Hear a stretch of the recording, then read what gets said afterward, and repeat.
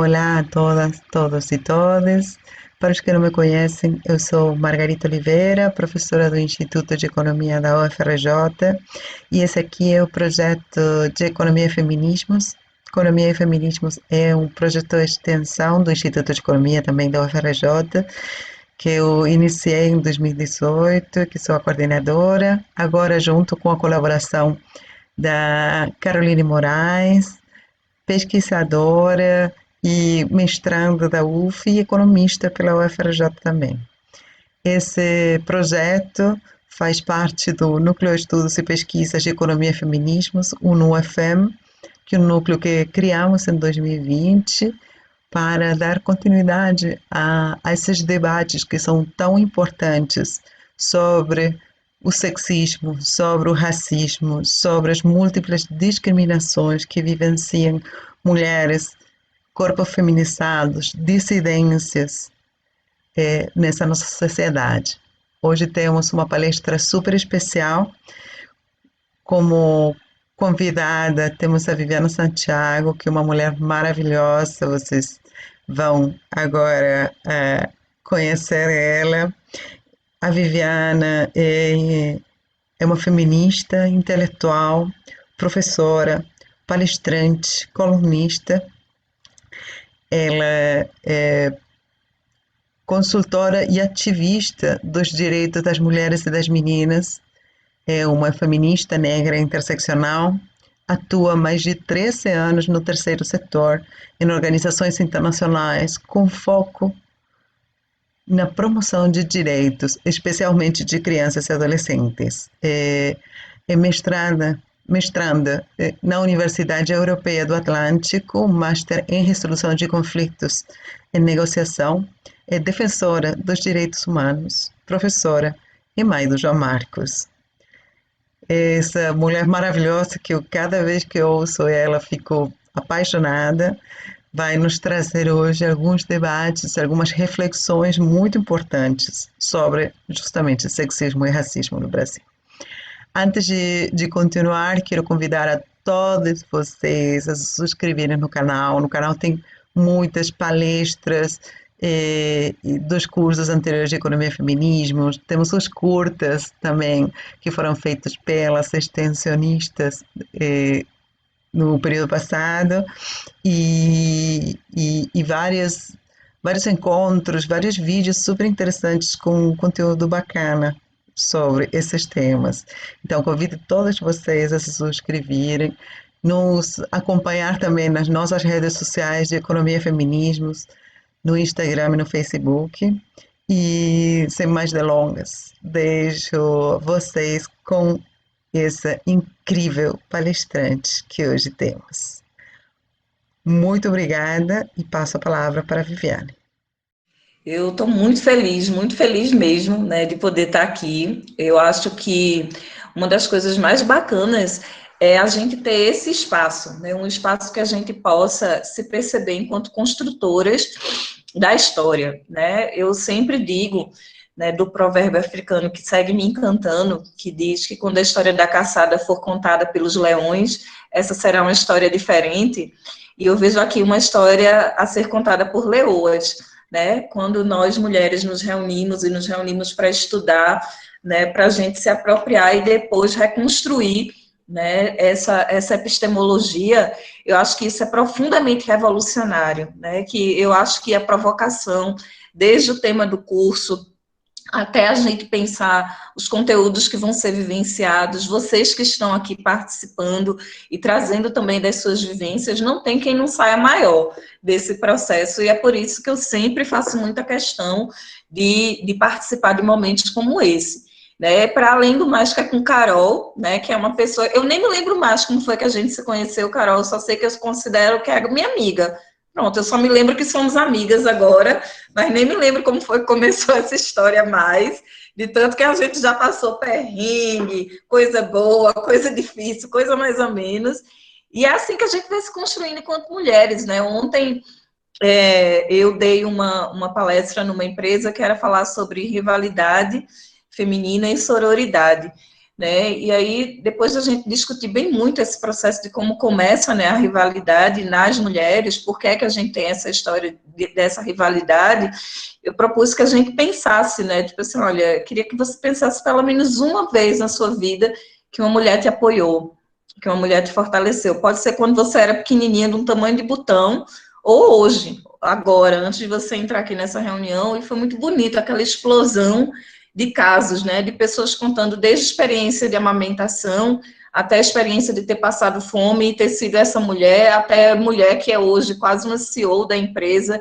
e dizer que só está ali porque foram as mulheres que apoiaram a ideia delas, assim, então, essas histórias são reais, a gente só não conta elas, porque a gente vive num mundo que são os caçadores que contam as histórias, né, são os caçadores que escrevem as histórias, e isso não é um exagero, nem é uma metáfora, a gente sabe que a maioria dessa cena de produção, roteirista, né, execução, tudo isso, da propaganda até o filme que a gente se emociona, é uma história de homens, né? Mulheres ainda são muito poucas nos audiovisuais, então, e foi extremamente revolucionário para todas as pessoas, homens e mulheres, perceberem isso.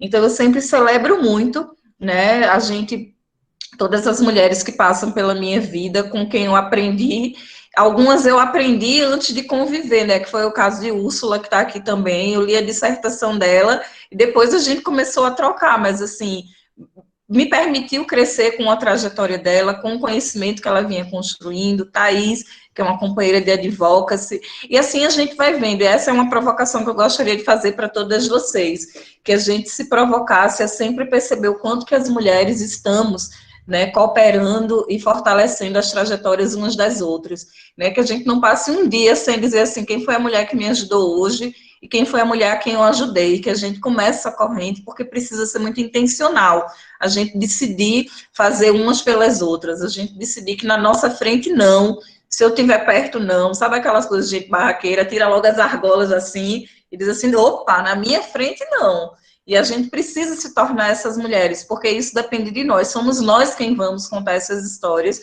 e eu acho profundamente revolucionário, então, é muito massa poder estar aqui com vocês, e estou muito ansiosa também para esse processo de partilha, né, que a gente possa, né, conversar, que a gente possa, de fato, trocar. E é por isso que eu sou sabida que só, que eu não sou besta, todo lugar que eu vou, eu saio levando de todo mundo que está lá. Então, eu aprendo bem muito. Quanto mais lugares eu vou, mais eu aprendo, e isso vai trazendo muitas provocações e me permite ter um olhar muito caleidoscópico para a vida, porque eu procuro levar comigo todas as que passaram pelo meu caminho. Tem uma música de Gonzaguinha que eu gosto muito, que ele diz assim, é tão bonito quando a gente entende que a gente é tanta gente onde quer que a gente vá.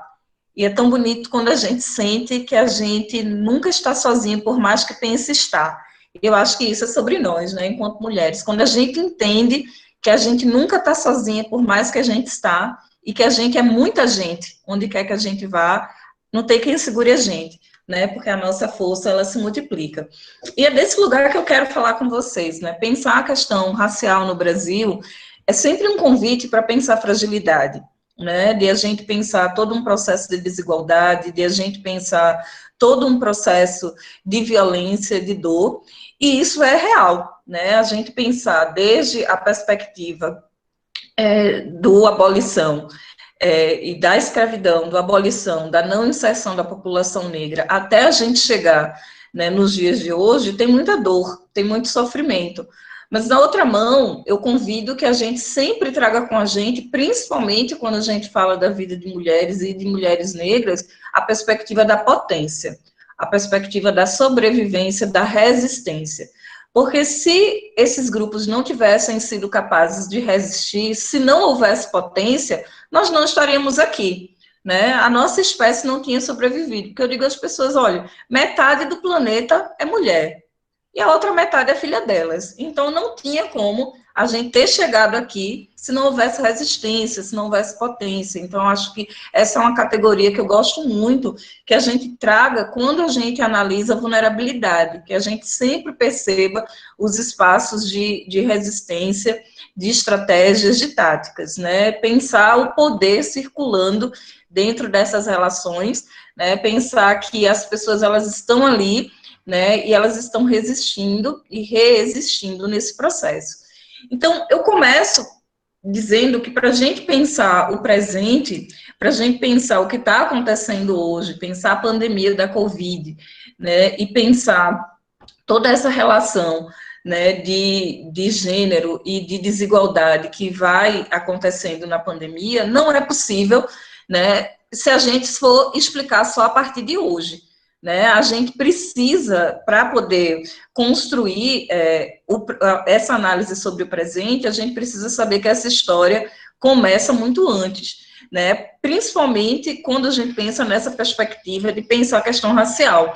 Eu separei duas notícias hoje que, para mim, são um pouco desse resumo de um presente, que é um fenômeno de longa duração, né? Hoje, né, no mesmo dia, a gente teve a notícia de que a fome cresce, e pela primeira vez em 17 anos, né, mais da metade da população está em estado de insegurança alimentar, né? Não tem garantia de ter comida na mesa.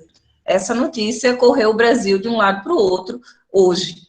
E hoje também a gente descobriu que no ano da pandemia o Brasil ganhou 11 novos bilionários na lista Forbes. Isso é muito bizarro. E é desigualdade, né? Desigualdade é isso, é no ano em que metade do país não tem o que comer, 11 pessoas se tornam bilionárias. Bilionárias. Eu não estou falando assim, quando eu digo às pessoas que quando a gente está discutindo que a gente precisa começar a falar sobre distribuição, a gente precisa começar a falar sobre taxar grandes fortunas, aí a pessoa tem um Clio e acha que a gente está falando com ela, né? Ai, meu Deus, esses comunistas. Eu digo, não é com você que comprou seu Palio Weekend, que comprou seu Clio, não é com você. Grandes fortunas é essa galera aqui, ó. 11 pessoas que se tornaram bilionárias, né? E essa lista só cresceu no mundo inteiro na pandemia, né? Para a gente explicar isso aqui no Brasil e explicar tanto o lado de quem acumula quanto o lado das pessoas que têm perdas nesse contexto da pandemia, a gente precisa entender desse processo, dessa formação histórica do Brasil. Inclusive para que a gente possa entender por que é que não existe uma reação, porque eu imagino que uma notícia dessa, ela deveria ser capaz de provocar uma convulsão social. E por que não gera uma convulsão social? Né? Por que a gente tem metade do país, né, sem segurança alimentar? Eu estou falando, minha gente, eu não estou falando de dinheiro para comprar uísque Red Bull, não. Eu estou falando de comida. Ter um mínimo por dia, a gente não consegue ter uma reação.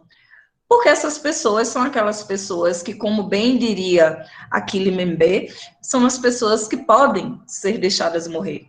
Né? Quando a gente pensa, quem são essas pessoas que a gente está falando que hoje estão em insegurança alimentar? E aí eu também vi uma outra notícia bizarra, que eu achei muito interessante hoje numa página dessas de internet, que falava de uma mulher que se apaixonou pelo gari, de tanto que ele dava cantada nela, e aí ela se apaixonou e vai casar com o gari, uma influencer argentina. Vocês sabem quem é o gari, não sabem? Qual é a raça do gari? Não é aqueles pretinho que passa aí, não é aquele boy que revolucionou o Rio de Janeiro, né, e que faz os vídeos na internet, um cara super politizado. Não é um preto. Quem é que consegue, né, conquistar o coração das influencers no Brasil? Então, a gente está falando de raça, a gente está falando de uma questão racial.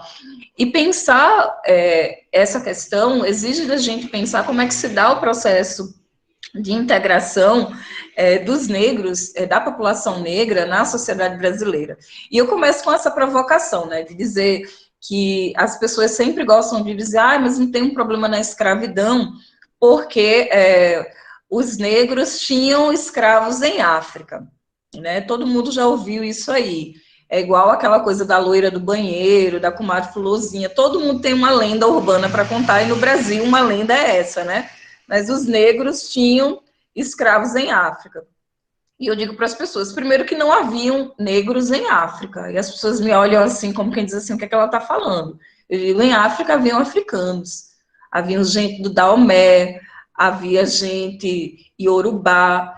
Negros, eles se tornam no tráfico, né? E tem um texto muito potente do professor José Bento Rosa da Silva, que chama de Africanos a Negros, que ele vai mostrar esse processo de construção do negro, porque não haviam negros, né? E a gente perceber isso é muito necessário.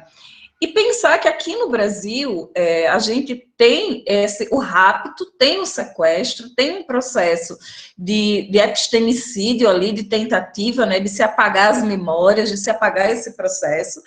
Tem uma das escravidões mais brutais do mundo que acontecem aqui, a despeito do que diz Gilberto Freire, né, que ele diz que a escravidão aqui no Brasil foi super dócil, que as pessoas, elas praticamente se apaixonavam, as mulheres, né, as mulheres negras e indígenas se apaixonavam pelos portugueses, que eram muito belos, e ele diz que a escravidão aqui gerou esse povo moreno, esse povo tão bonito, moreno, porque foi muito dócil a escravidão, e aí a gente teve uma junção de 3 raças.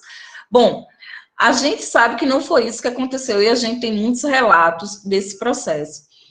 E um fato que é muito importante para a gente perceber onde a população negra está hoje no Brasil, é a gente perceber que a gente tem, aqui no Brasil, o país que mais trouxe escravizados, né? Então, foi o país do mundo que mais sequestrou, que mais trouxe escravizados para cá.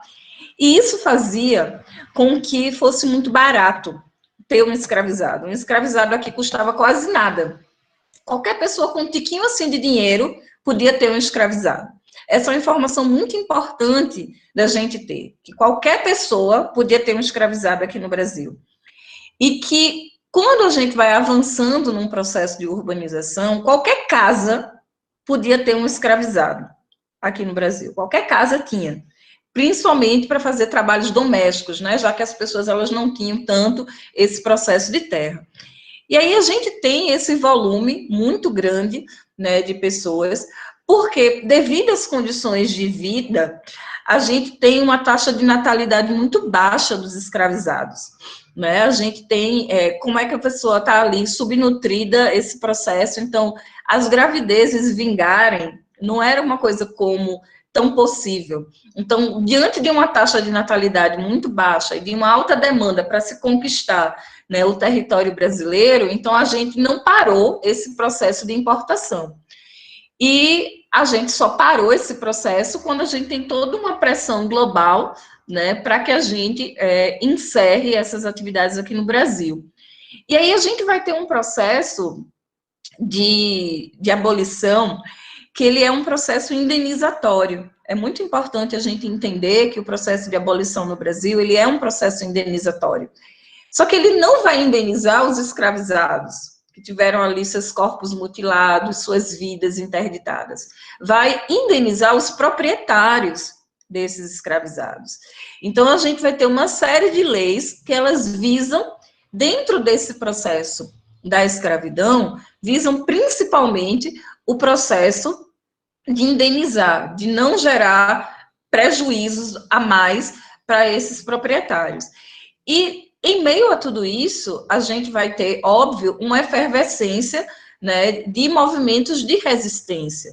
Sejam movimentos de resistência coletivos, né, com o processo das rebeliões, das insurreições, sejam os processos de resistências individuais, né? Tem um livro muito bacana que chama Segredos Internos, que ele vai trabalhar principalmente essa dimensão de resistência individual, né, na leitura dos engenhos de cana-de-açúcar no Nordeste, mostrar muitos desses relatos, né, de resistência, né? Os escravizados, quando recapturados, eles eram colocados ali na caldeira. Imagina, se hoje a gente fica numa noite quente, aqui em São Paulo, no Rio de Janeiro, em Recife, já está todo mundo dando um piti, imagina estar numa caldeira. E, como resistência, muitos desses escravizados se jogavam dentro das caldeiras, né, se suicidavam. Tinham aqueles que comiam terra, que iam ter um processo, as mulheres, elas costumavam arrancar o seio ou perfurar o útero, né, para que seus corpos eles não fossem mais utilizados como uma estrutura reprodutora da escravidão nesse processo. E é preciso que a gente entenda isso como resistência, dizer, o poder que eu tenho nessa relação é dizer assim, olha, o meu corpo não serve mais como para você reproduzir essa miséria em que meu povo vive. Então, tem muitos relatos de mulheres perfurando os seus úteros, né? Mulheres arrancando os seus seios para não terem que amamentar. E isso é poder. Esse é o poder que ela tinha nessa relação. E aí, quando se torna inviável, numa perspectiva de um capitalismo nascente, né, nessa dimensão de pensar a permanência da escravidão, a gente vai ter uma série de leis que vão compor esse conjunto, né, do processo abolicionista, né, que elas vão determinar muito a situação da população negra no Brasil hoje, né, e pensar o processo de por que tantas maiorias em tantos lugares e tantas maiorias negras, né? E a gente pensa o processo da lei do ventre livre, e eu gosto muito de pensar a lei do ventre livre, principalmente porque eu acho que a gente tem aí, para além do fato dessa coisa profundamente bizarra, e Silvana Brandão sempre diz muito bem, né, de dizer assim, olha, o ventre é livre e a mãe é escrava, e o livro dela é muito potente, né, Ventre Livre, Mãe Escrava, Silvana Brandão é da UFPE, ela, para além disso, de dizer que situação estranha, né, porque isso mostra uma perspectiva de um processo de profundo desrespeito com essa criança, quem cuida da criança negra, né, e a gente vai se debruçar sobre isso, a gente vai entender, principalmente, como que nesse processo, a gente tem um processo de confirmação de uma objetificação das mulheres negras, né? O corpo da mulher negra, essa mulher é tão objeto, que eu fatio o corpo dela, eu emancipo um pedaço do corpo dela. É tipo assim, me dá uma fatia de queijo, me dá uma fatia disso, me dá uma fatia de um corpo de uma mulher negra.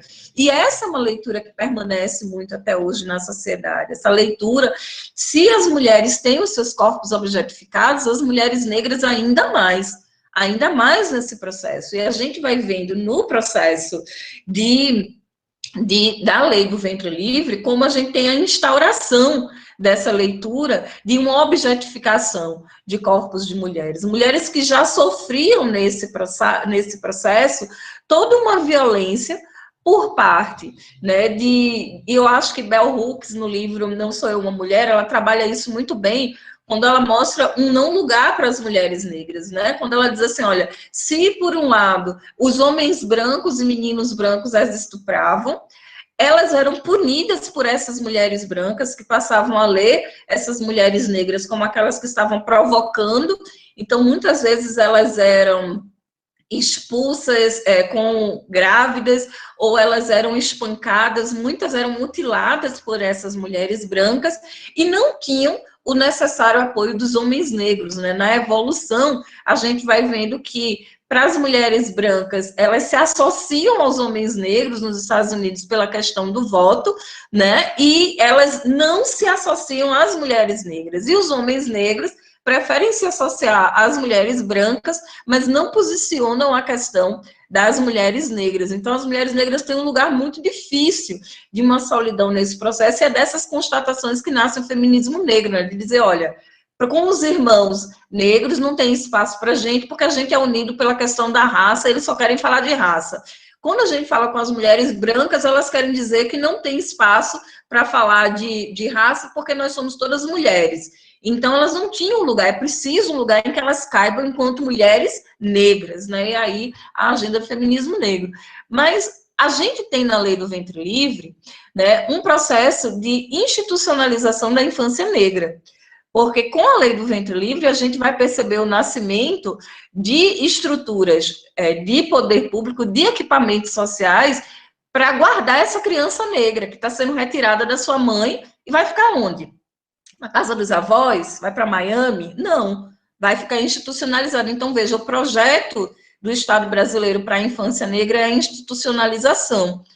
E essa mãe, se esse senhor permitisse que ela ficasse com essa criança até os 8 anos de idade, ela estaria com essa mãe, e depois ela permaneceria trabalhando até os 21 anos de idade para indenizar esse senhor pelos 8 anos que ele sustentou essa criança sem que ela trabalhasse. Mas a gente também tem o nascimento aí da tutela, né, desse tipo de que você poderia ficar com essa criança, pedir a tutela dessa criança, e a tutela significava principalmente que você poderia se utilizar dos serviços dessa criança. Você poderia alugar essa criança, essa criança trabalharia para você. E eu acho que é muito interessante a gente perceber esse aspecto para que a gente possa perceber o que é que anda acontecendo com as crianças hoje no Brasil. Né? E a gente perceber onde é que estão as crianças negras. Essas mulheres cujos corpos serviam apenas para gerar vidas que seriam escravizadas, que naquele momento não poderiam exercer sua maternidade. Onde é que essas mulheres elas estão hoje? E aí, em seguida, a gente tem a lei do sexagenário, né, que vai ter um processo muito grande de construção de um descarte, né, dessas pessoas negras que não tinham mais validade para o trabalho, porque quando a gente pensa na lei de sexagenário, a gente tem que pensar assim, quem é que dizia a idade de um escravizado? Era ele mesmo? Ele dizia, peraí que eu vou lá dentro pegar minha bolsinha de documentos? Não.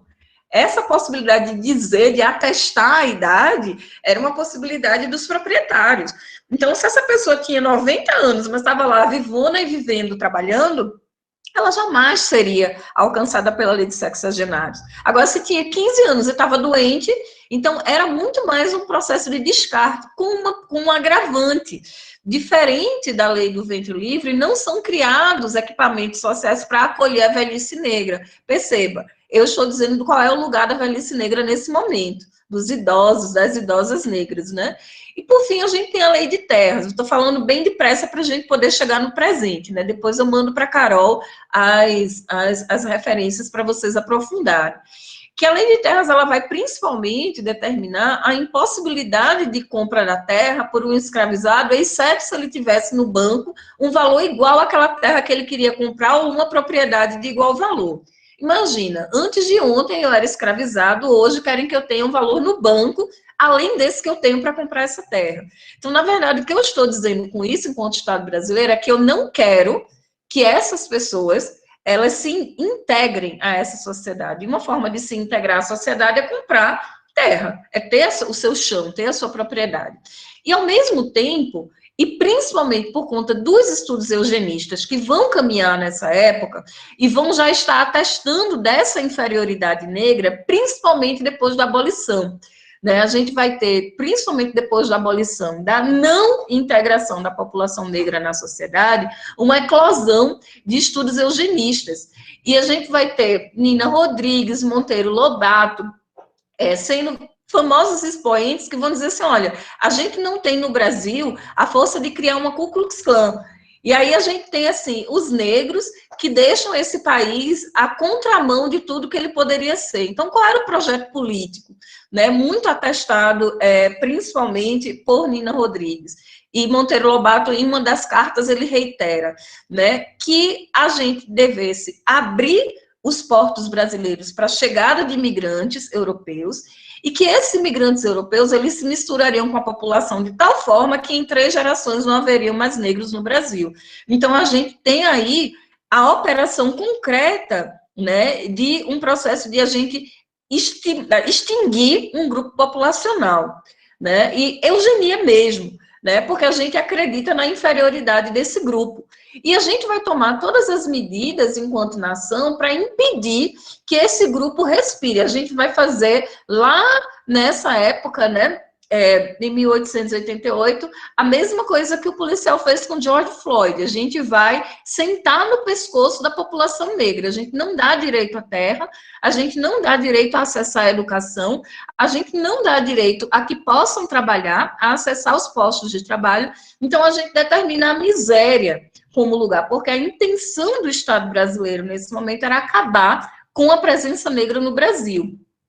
E principalmente a partir da vinda dos imigrantes, né? A mesma coisa de pensar que nesse momento os imigrantes, mas os imigrantes não tinham dinheiro no banco para comprar uma terra, mas aí para eles eram oferecidas cartas de crédito. E a gente tem nesse período o fechamento dos portos, né, brasileiros para a entrada de africanos, né? Libertos ou livres, eles não poderiam entrar aqui no Brasil, e o Alufarro Fino, de Marcos Carvalho, toca bastante nessa questão.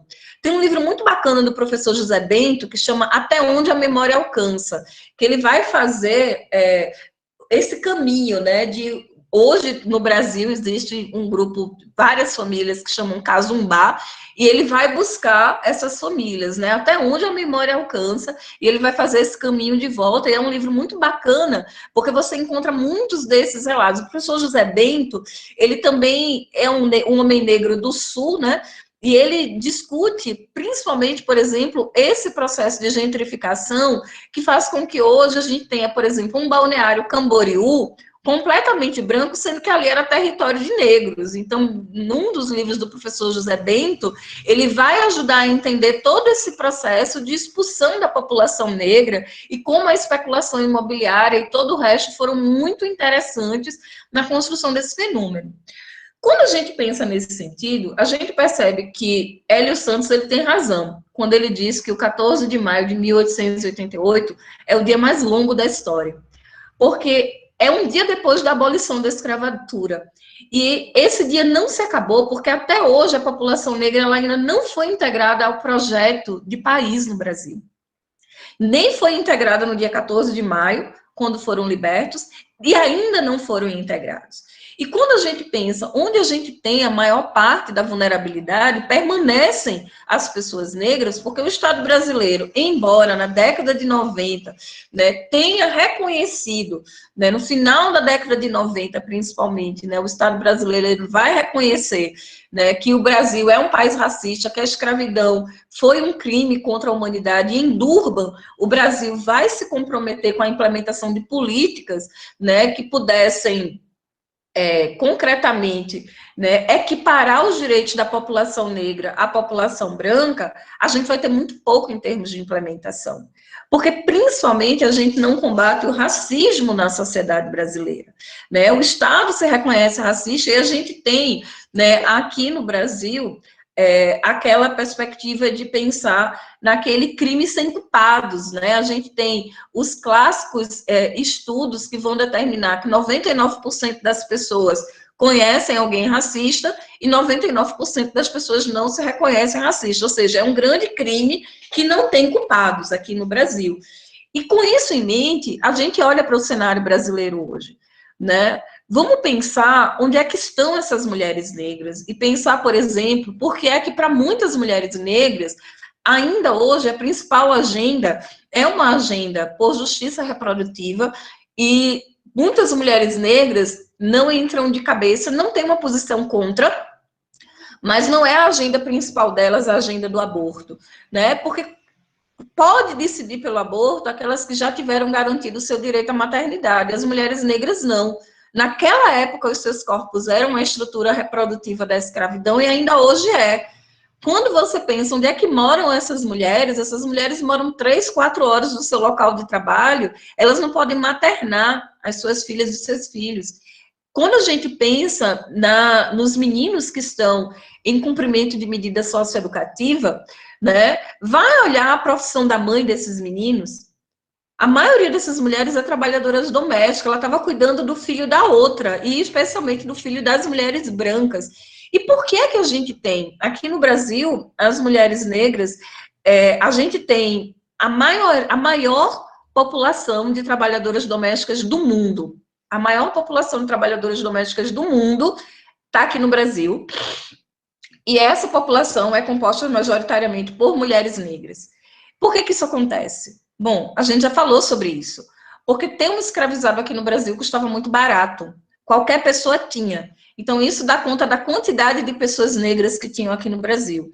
Em seguida, isso vai dizer por que essas pessoas estão nas casas fazendo trabalho doméstico. Essas mulheres, principalmente, elas vão ser trabalhadoras escravizadas das casas, domésticas, porque as famílias de pequenas posses, elas não tinham grandes propriedades. Quando a gente tem a abolição, a gente vai ter principalmente essas mulheres permanecendo nas casas. Não como trabalhadoras reconhecidas, mas como quase da família. É quase como se ela fosse da família. Ainda hoje, a gente vê essa narrativa para justificar pessoas negras em condição de escravidão, análogas à escravidão. Não, ela não era trabalhadora, era quase como se fosse da família. Eu herdei ela da minha avó. A minha avó era a patroa dela, a minha avó morreu e ela veio trabalhar aqui em casa. É uma permanência de toda uma dinâmica, né, escravocrata, a leitura que a gente faz do trabalho doméstico no Brasil.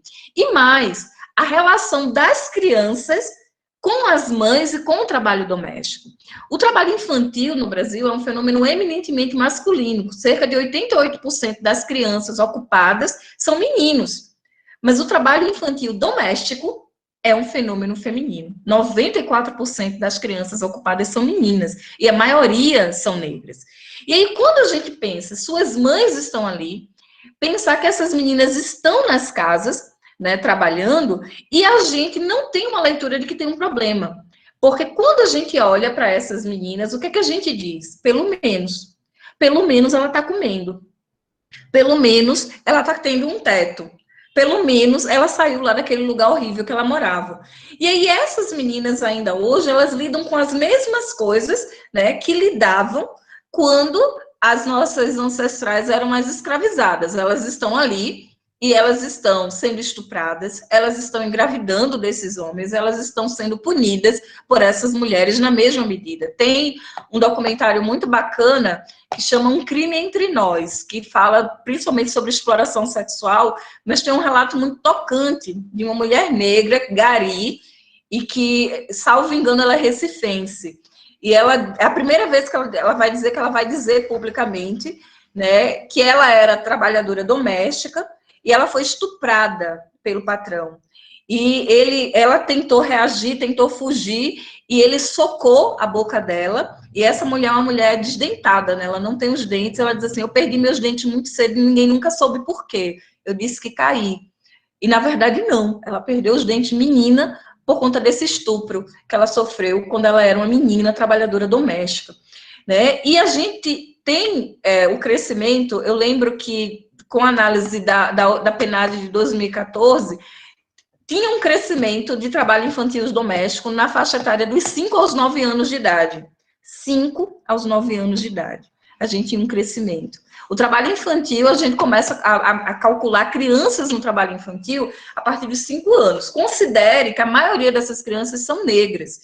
Por quê que a gente não se espanta que uma criança de 5 anos está numa situação de trabalho infantil? E aí, o caso de Miguel, que acontece na pandemia, explica para a gente um pouco isso. Toda a dinâmica do caso de Miguel explica para a gente por que a gente não se espanta, né, quando a gente tem crianças trabalhando, crianças negras principalmente, né? Porque a criança, não havia criança negra. E eu não estou falando assim como quem... A gente sabe que os povos indígenas aqui no Brasil e no mundo, né? Os povos indígenas não têm adolescência. Você é criança e você é adulto. Aí você é um adulto jovem ou um adulto adulto, mas não tem essa categoria que a gente tem de adolescência, não existe para os povos indígenas, né? Você é adulto. No caso da criança negra, não houve a construção social de uma infância. E aí a gente tem, primeiro, essa criança sendo compreendida como um bichinho, ninguém sabe se vai vingar, se não vai vingar, e aí tem aquele quadro de Debré, Um Jantar Brasileiro, que é muito potente, que é a cena da família comendo e jogando migalhas para o chão, para duas criancinhas negras que estão no chão. Isso é um bicho, aquilo é um bicho. E em seguida, Gilberto Freire conta para a gente o que é que acontece com a criança negra. Ele vira um moleque, ele vira um brinquedo. Gilberto Freire diz que a partir de determinada idade, todo menino ganhava um moleque para ser seu companheiro de brincadeiras. Olha que coisa interessante. Todo menino ganha um moleque. Quem é menino? Quem é criança? Gilberto Freire mostra para a gente quem é criança. E em seguida, né, estima-se que a partir dos 6 anos de idade, 8 anos de idade no máximo, já é um trabalhador. Então, a gente não tem nesse período uma infância negra. A gente tem um bicho, tem um brinquedo e tem um trabalhador. Quando a gente pensa no episódio que aconteceu com o Miguel, é muito interessante porque a gente vê já dois elementos aí.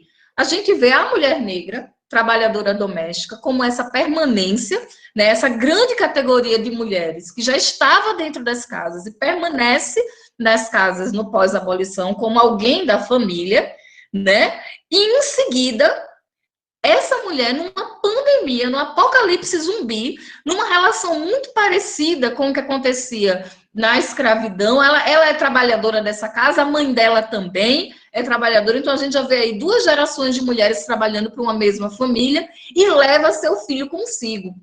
E esse filho, quem é? Ele é um menino? Não, ele é um brinquedo.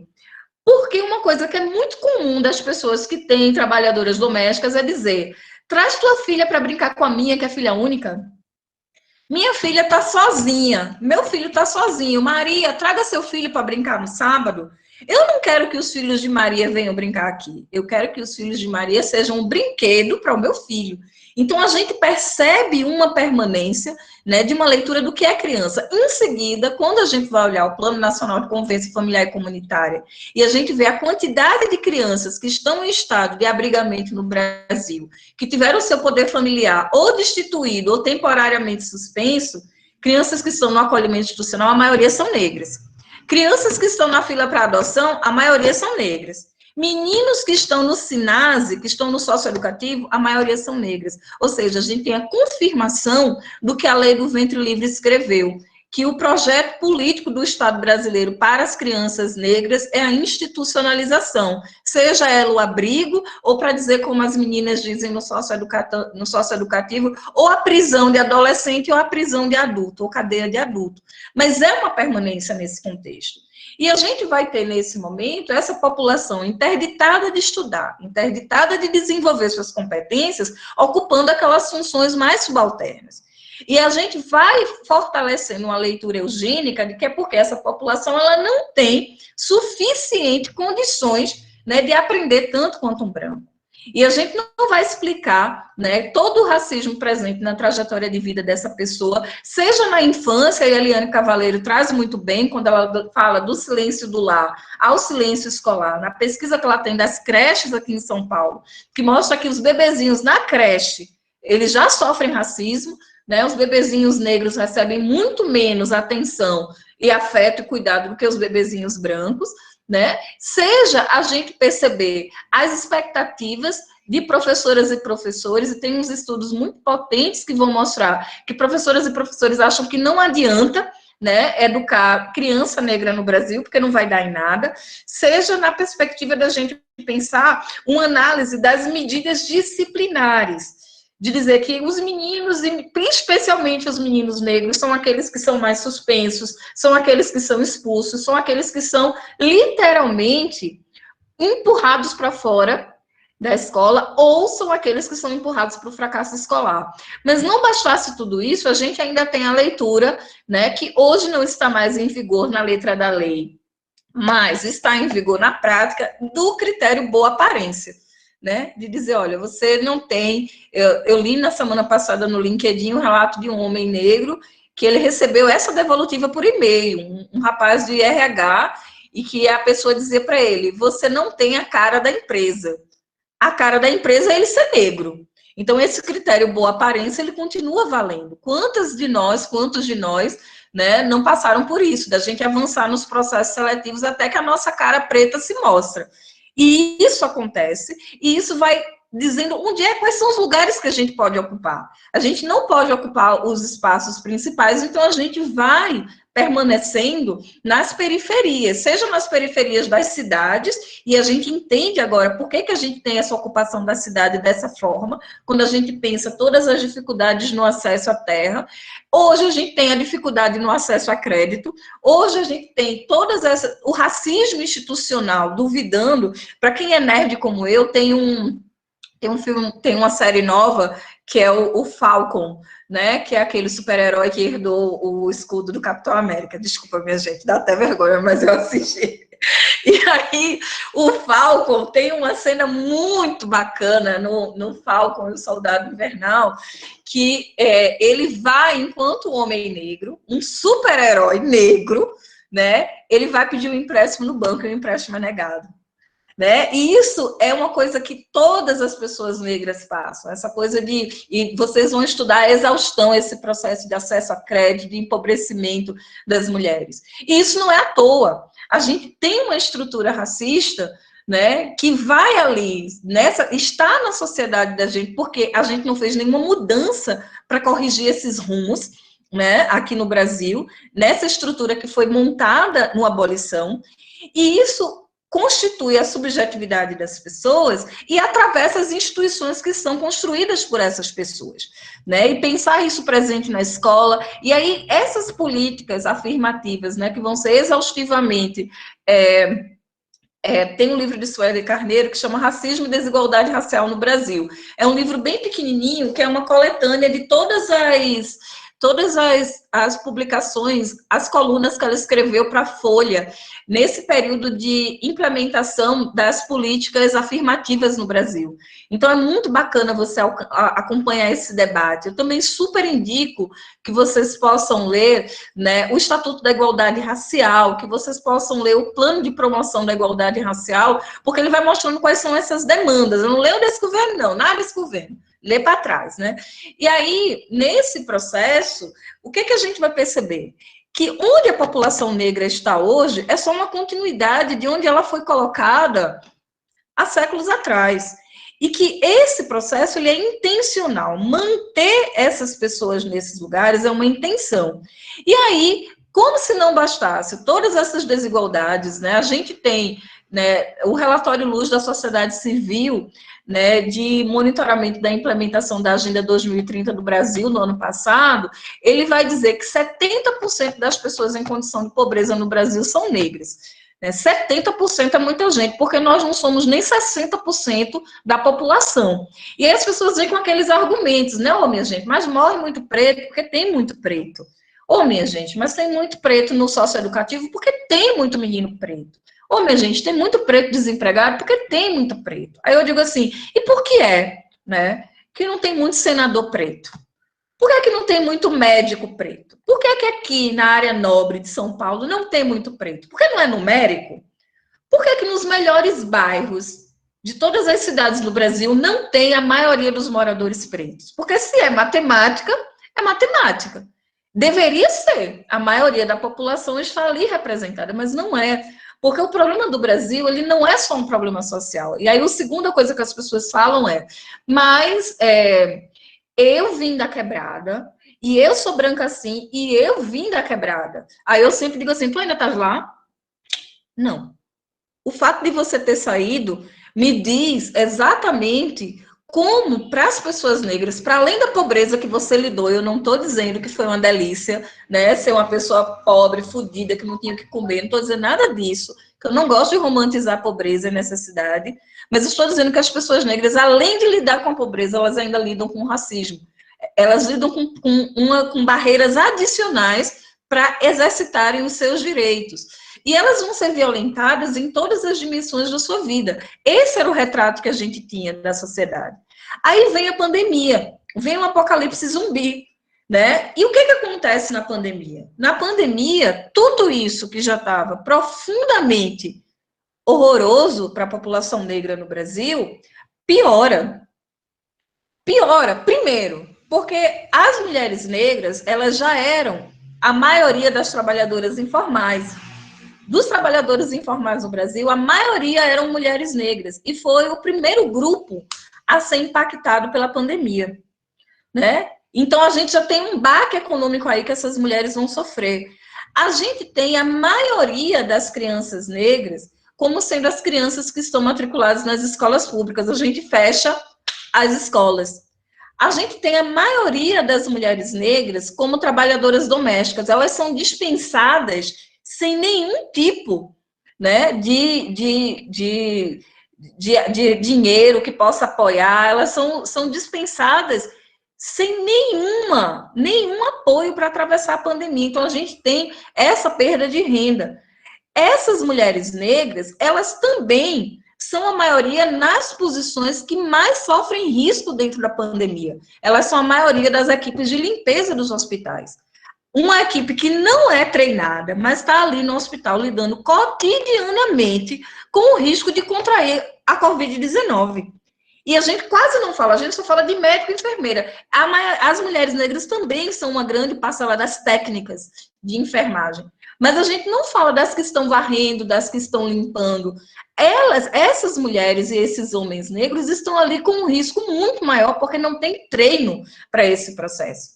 Então, essas pessoas, elas vão sendo economicamente afetadas, né, nesse processo.